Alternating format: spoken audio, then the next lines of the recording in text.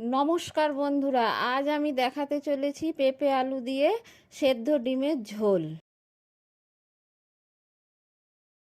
ডিম নিয়ে খুব ভালো করে ধুয়ে রেখে দিয়েছি। দুটো আলু ডুমো ডুমো করে কেটে ধুয়ে রেখে দিয়েছি। 5-6 টুকরো পেঁপে বড় বড় করে কেটে ধুয়ে রেখে দিয়েছি। ডিমের ঝোলের মশলা আমি নিয়ে নিয়েছি। দেড়খানা পেঁয়াজ নিয়ে খুব ভালো করে কুচি কুচি করে কুচিয়ে রেখেছি। 6-7 কোয়া রসুন নিয়েছি। 1/2 ইঞ্চি আদা নিয়ে 4টে কাঁচা লঙ্কা নিয়ে নিয়েছি। ডিম আর পেঁপেটা সিদ্ধ করে নিতে হবে। প্রেসারে দিয়ে একটি সিটি মেরে নামিয়ে নেব। প্রেসারে দিয়ে দিয়েছি, দিয়ে সিটি মারা হয়ে গেছে, ডিম সেদ্ধ হয়ে গেছে। ডিম ছাড়িয়ে রেখে দিয়েছি আমি। পেঁপেটাও হাফ সেদ্ধ করে রেখে দিয়েছি।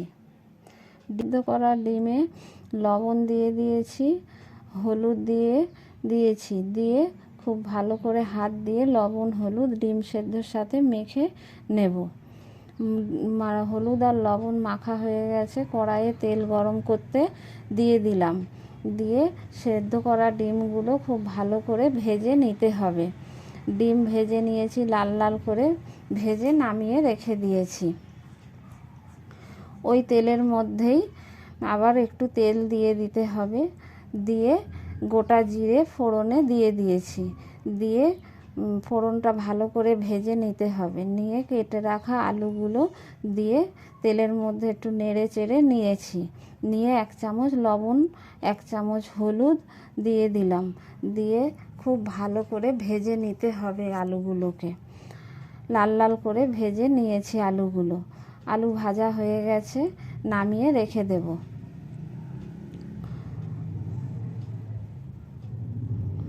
আলু নামানো হয়ে গেছে। ওই কড়াইয়ের ওই তেলের মধ্যেই গোটা জিরে আর একটি তেজপাতা ফোড়নে দিয়ে দিয়েছি। ফোড়নটা খুব ভালো করে ভেজে নিতে হবে। ভেজে নিয়ে কুচনো পেঁয়াজগুলো দিয়ে দেব। পেঁয়াজ দেয়া হয়ে গেছে। দিয়ে খুব ভালো করে পেঁয়াজটা ভেজে নেব তেলের সাথে। লাল লাল করে ভেজে নিতে হবে। ভাজা হয়ে গেছে।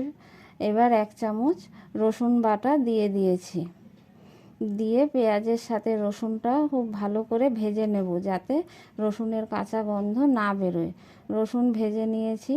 1 চামচ আদার বাটা দিয়ে দিয়েছি।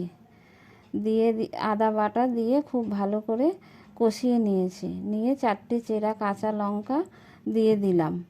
দিয়ে 1 চামচ গুঁড়ো জিরে, 1 চামচ গুঁড়ো ধনে, 1 চামচ গুঁড়ো লঙ্কা, 1 চামচ হলুদ দিয়ে দিয়েছি। দিয়ে মশলাটা কষিয়ে নেব। মশলাটা যাতে তলায় লেগে না যায়, সামান্য একটু জল দিয়ে মশলাটা খুব ভালো করে কষিয়ে নিতে হবে। জল দিয়ে দিলাম। দিয়ে খুব ভালো করে মশলাটা কষিয়ে নেব যতক্ষণ না তেল ছেড়ে দেয় মশলা থেকে। মশলা থেকে তেল ছেড়ে দিয়েছে।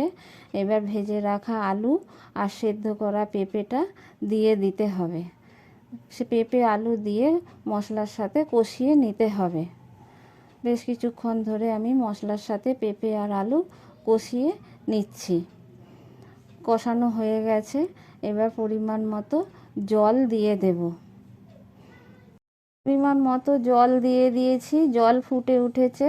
স্বাদ মতো লবণ দিয়ে দিয়েছি। আলু হাফ সেদ্ধ হয়ে গেছে। ভেজে রাখা ডিমগুলো ঝোলের মধ্যে দিয়ে দিয়েছি। দিয়ে 5-10 মিনিট আমি রান্না করে নিয়েছি। নিয়ে নামানোর আগে গরম মশলা দিয়ে খুব ভালো করে ঝোলের সাথে মিশিয়ে নিয়ে নামিয়ে নিয়েছি। ডিমের ঝোল আমার রেডি হয়ে গেছে।